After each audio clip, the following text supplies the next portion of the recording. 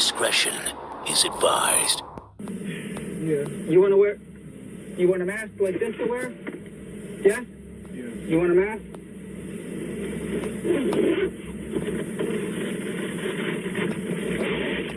Did you have one in your car or not?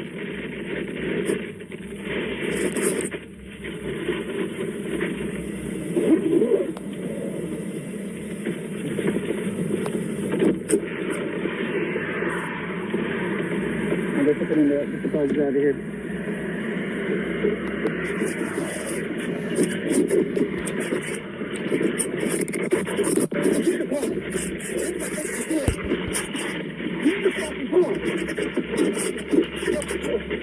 in the fucking car.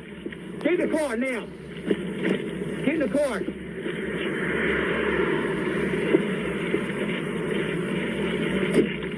Hold on, give me another unit now.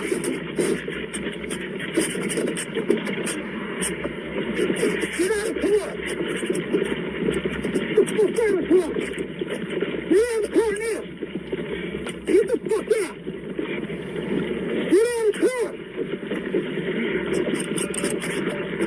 Get out of the fucking car now! Get the fuck out! Get the fuck out! Get the fuck out!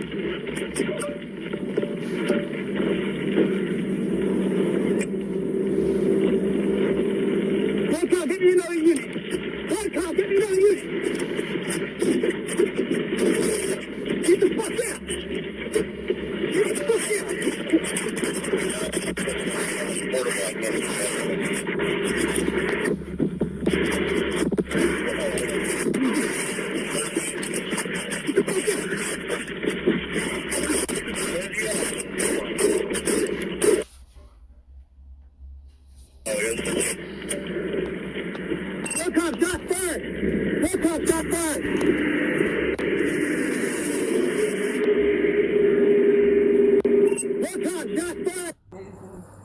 Calls for answers around the fatal police shooting of a 28-year-old black man more than 2 weeks ago. Maurice Gordon Jr. was shot by a New Jersey State police officer on May 23rd, and details around what to that moment are limited. The family attorney, William Wagstaff, told the Wall Street Journal on Friday that Gordon was unarmed, has no criminal record, and was being held after a traffic stop with no arrest or information on why he was being held.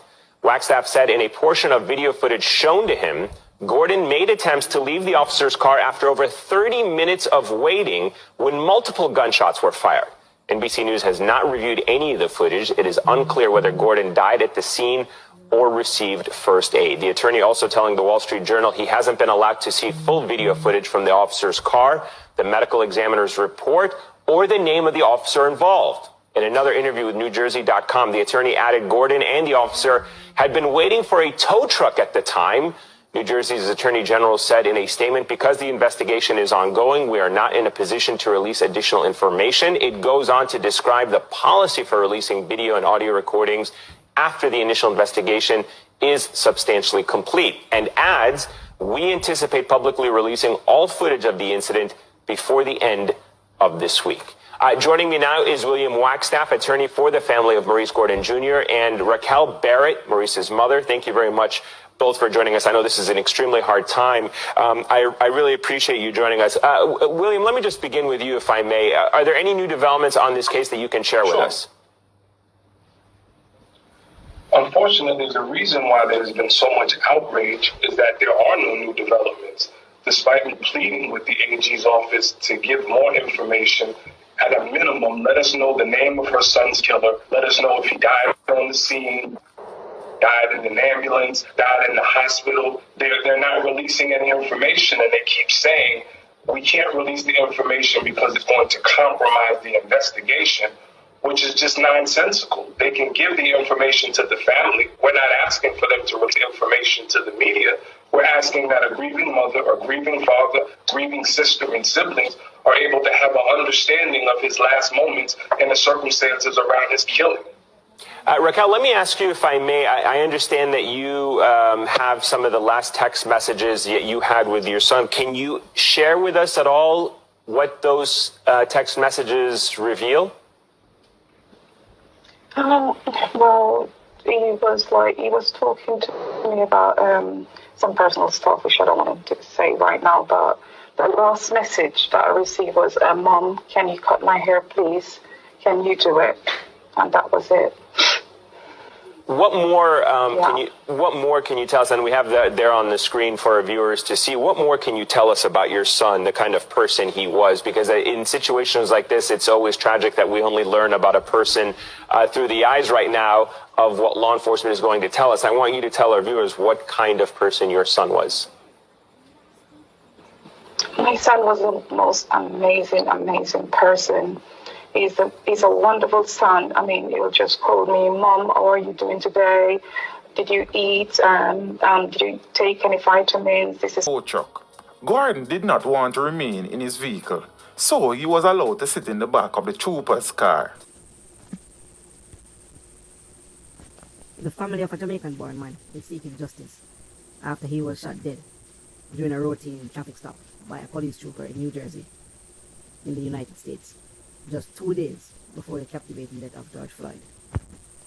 Even though this happened 2 days before George Floyd's death, there wasn't any media coverage about Maurice Gordon. Why is that? Well, I'll give you my opinion in a few. Maurice Gordon, a 28-year-old resident of Poughkeepsie, New York, was raised in Spanish Town, Jamaica. At age 19, he migrated to the US, where his father was living.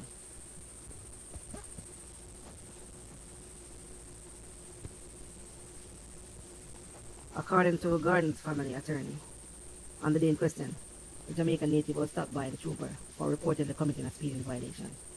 When the trooper asked Gordon to drive his car to a different spot on the highway, the car would not start. The trooper then called for a tow truck. Mr. Gordon did not want to remain in his vehicle, so he was invited by the trooper. He was invited by the trooper to sit in the back of the trooper's vehicle. Gordon was searched for weapons, which none was found. Once in the back of the trooper's vehicle, he was made to sit there for more than 30 minutes without any information being provided. Nor was he being issued a ticket, and there was no indication that he was under arrest. What followed after that? It was not clear, as the officer's body cam, that footage isn't out as yet. So that wasn't necessarily clear. But what was clear was that, in my opinion, the officer had appeared very professional. The officer did not cuff Gordon. When Gordon stated that he didn't want to stay in his car, the trooper, as I stated before, invited him to sit in his. Mind you, it appeared that the officer was following protocol, and he was not being biased, nor did he seem violent towards Gordon. However, I'm thinking that what led to the shooting was that Gordon, after sitting for more than 30 minutes, became impatient. And we know as Jamaicans how we are sometimes. So he became impatient, probably became boisterous. What could be heard on the audio cam was the officer telling him to get back in the car. On more than one occasion, the officer had stated that he should get back in the car. And it would appear as if Gordon did not follow suit. He did not try to get back in the car. And a tussle had ensued between the officer and Gordon. Now, during a tussle, the officer having a firearm, we must remember that he too is human. So, if there's a tussle between him and Gordon, he must have feared for his life in order for him to use his weapon. Because on the outset of the video, we could see that he was behaving very professionally and cordially. So we can't say he just shot Gordon out of thin air. In my opinion, that officer probably was provoked to the point where he shot Gordon. And I would think that it would be in self-defense. Because if you have a person coming towards you, you're warning them to get back in the car and whatnot, and then they're coming towards you, and then their tussle had ensued. I'm going to say it would be best for me to shoot that person more than that person to shoot me. Probably he had fired 1 too many shots. But in my opinion, it was quite clear that he was in fear for his life. Now persons might be asking, so why wasn't there any media coverage? And why was there so much media coverage for George Floyd? No. I want to put the two cases together. George Floyd, even though he had a rap sheet, and it is alluded that Gordon didn't have one, so we'd say Gordon is the innocent of the two. But in George Floyd's case, what we saw was that George Floyd was being very compliant. He was not hassling or tussling with the officer. He cooperated to the full extent, where he was handcuffed, taken to sit against the wall, and taken across the street somewhere else, up to the point after a while where the officer had him on the ground, even though it was quite clear that he was not resisting arrest in any shape or form,